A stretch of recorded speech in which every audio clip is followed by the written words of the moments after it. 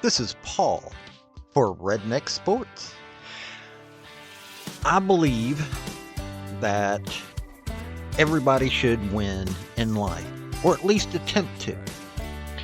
The first three maxims of General Robert Neyland's game maxims, I believe apply to everybody. The team that makes the fewest mistakes will win.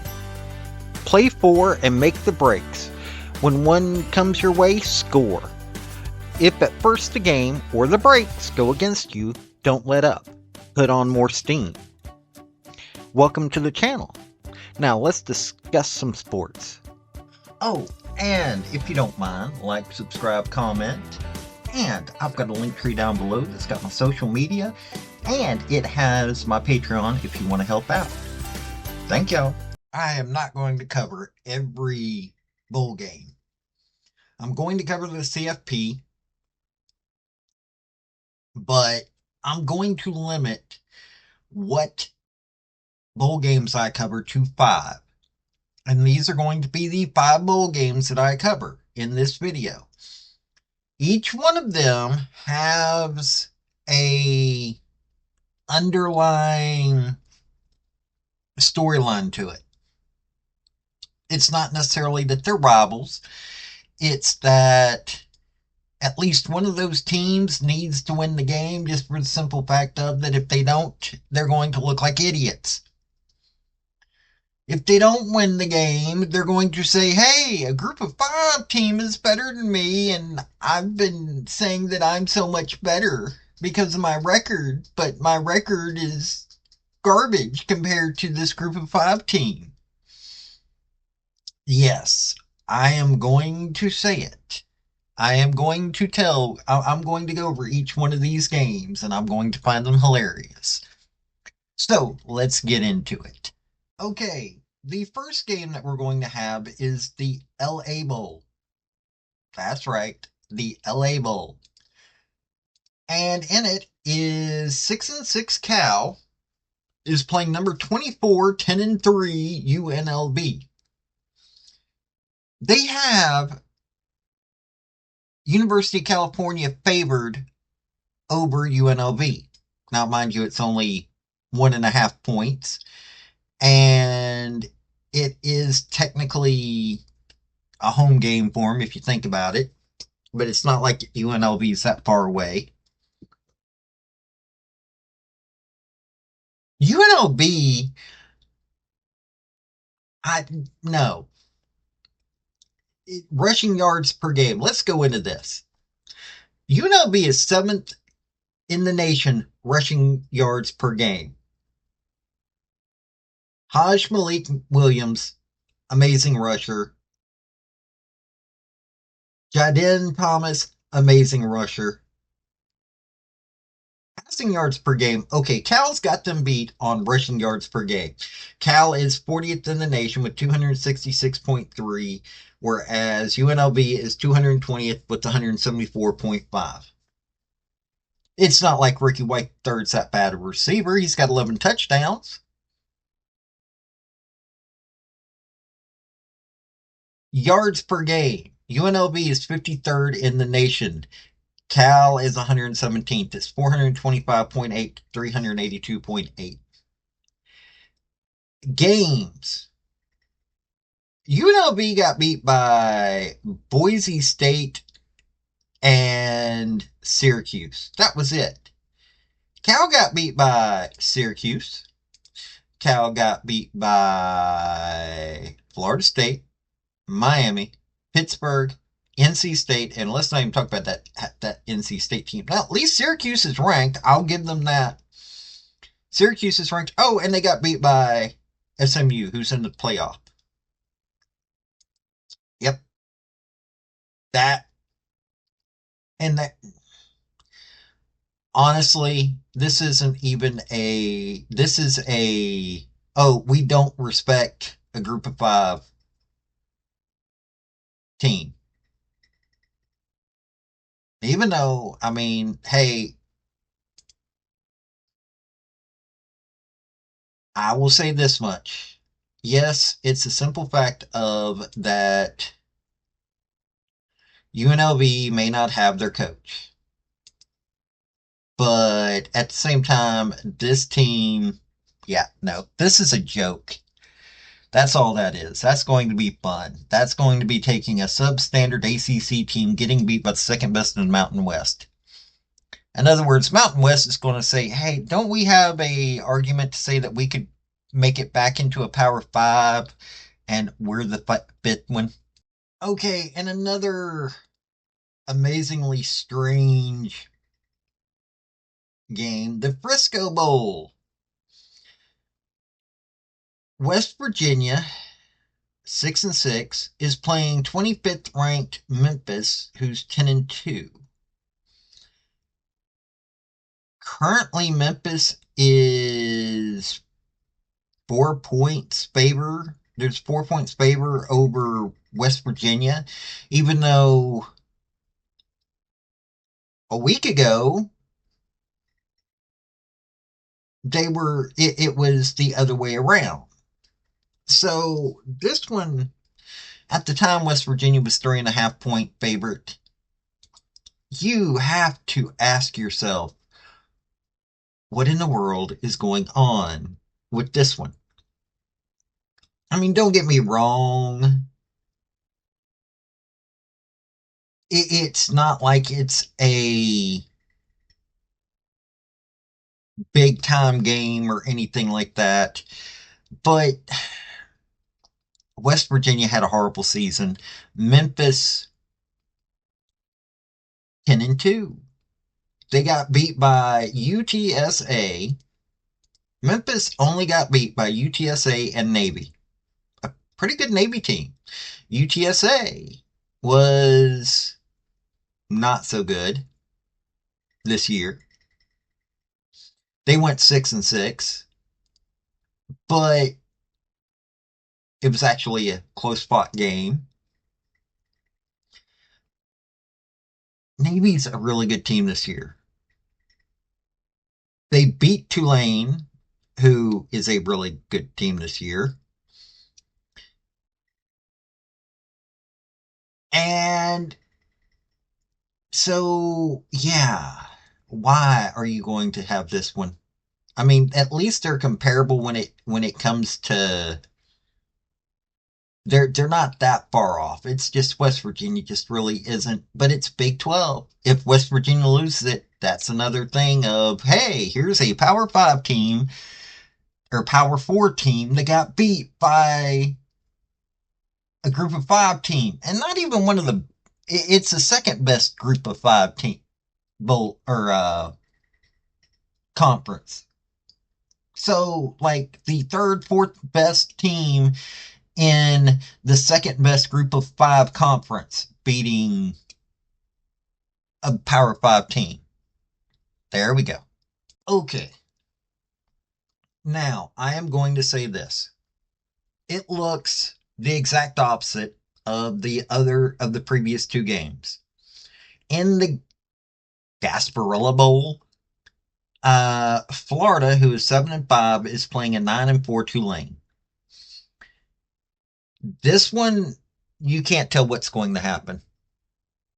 They are going to be playing, they've lost 2 quarterbacks. Tulane has lost 2 quarterbacks into the transfer portal.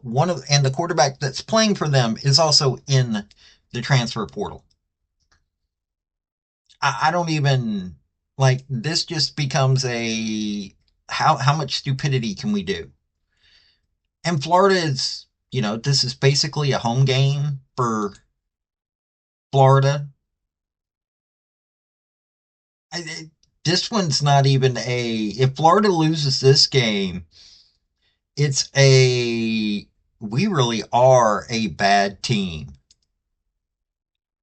And I mean, Florida is picked up. Florida came away. Yeah, they got beat by Georgia and Texas, but they beat LSU, Ole Miss. We're not going to talk about Florida State. That one is not even that's a joke. But yeah, they beat Ole Miss. They beat LSU. Okay, they lost to Texas, Georgia, and Tennessee. and Texas A&M, but all those teams are pretty good teams. They lost to Miami, which is considered a pretty good team.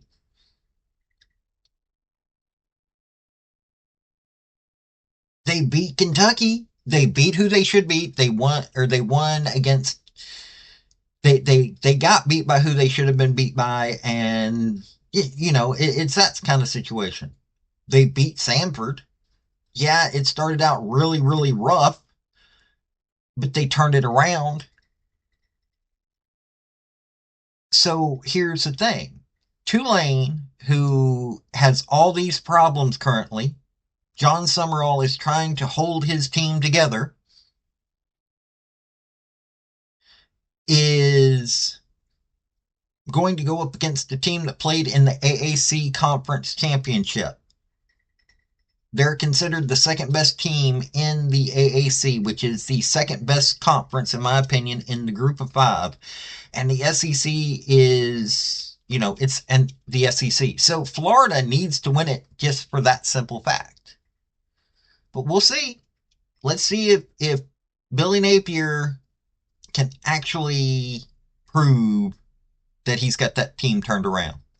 The Las Vegas Bowl. Texas A&M is fourth in the SEC. USC, Southern California, not South Carolina, is ninth in the Big Ten. They're 6-6. Texas A&M is 8-4 and was literally a game away from playing in the conference championship.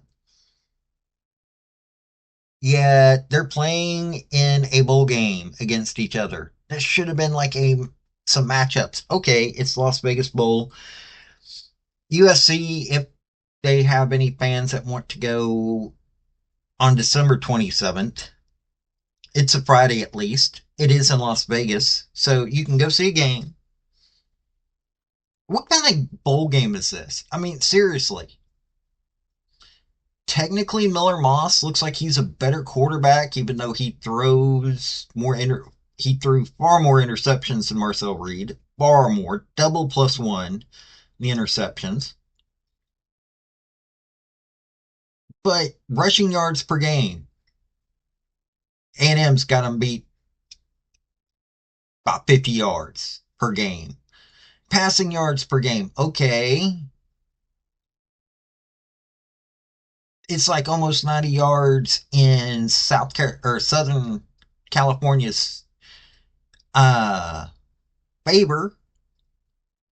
Total yards per game, it's like 37 yards in Southern California's favor, but they're 6-6. So they do a whole lot of throwing around and things like that for nothing. Seriously, that's basically what it is. This is a team that beat LSU by a point. Ooh, they blew out Utah State. They lost to Michigan by a field goal. Ooh, they beat Wisconsin. They got beat by Minnesota. They played Penn State close. Everybody keeps talking about how good they are, and they've been playing everybody close, but they haven't been winning. Whereas Mike Elko's got this Texas A&M team, they're fourth in the SEC. They were one game away from going to the conference championship. Yeah, this is a smack in the face to Texas A&M, and I hope Mike Elko is able to get those guys to smash USC like bugs on a window. And the last smack to the face, number 11, Alabama, is having to face Michigan. Alabama's tied for fourth in the SEC. Michigan is seventh in the Big Ten. They're 7-5. Alabama's 9-3. I mean, yeah, Michigan beat Ohio State, but well, that was they're scared. They lost to Texas. They lost to Michigan, lost Illinois. They lost Illinois. They lost to Indiana. They lost to Oregon. Well, okay, it's Oregon. That one I'll give them. Ohio State and Oregon, or them beating Ohio State, maybe that's why Michigan was put in a game with Alabama. But seriously, but then again, though, Kalen DeBoer has been playing a little lackluster. Jalen Milroe, I honestly don't know if he wants to be there. I mean, I don't know what to tell you. This is one of those games of, yeah, technically it should be a big deal, but is it? Is it going to be a game where anybody cares? But here's the thing: Kalen DeBoer is going to have to go into next season going, we got beat by Michigan. That's what they're going to have to go into the game going on a New Year's Eve bowl, no less. So that's just a strange thing. Kalen DeBoer thinks that his seat got a little warm over the year. Yeah, he's going to need to make sure that his seat doesn't get much warmer. And so he's going to have to get his team motivated to beat a 7-5 Michigan. This will be fun. These 5 games, you know UNLV is wanting to beat Cal.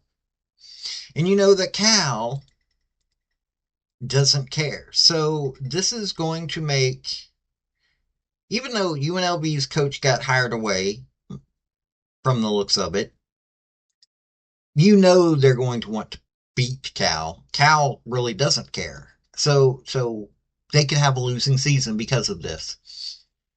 Memphis and West Virginia. Think about that. There's talk of Memphis being able to compete to go to the college football playoff the way they were playing this year. So West Virginia, who is an underdog to a group of 5 school, is going to have to deal with that problem. Tulane, with quarterback issues, is going against a Florida team that just couldn't get a full start until the end of the season. And they're going to have to figure out if they really want to deal with the team, if they want to show up for a team that nobody knows what they're going to get. Texas A&M just got pure disrespected with this whole USC game, as did Alabama with Michigan. So does Mike Elko get his team motivated so that they can actually, beat this team? But then again, though, Connor Wegman's gone, so now you've got to rely on Marcel Reed, who's actually a decent quarterback. And Alabama, I don't even know what to begin to say about Alabama. I mean, if they don't beat Michigan, everybody's going to be laughing at them. But hey, this has been Paul with Redneck Sports. Think about these 5 games. They'll be fun games to pay attention to because there's a lot of stupidity involved in the selection committee for these games. Thank you for watching this video. I've had some fairly good success with all of my Redneck Sports stuff, and I hope you enjoyed the topic. If you did, like, subscribe, comment, all that rigmarole, and also just let me know what you want to hear about.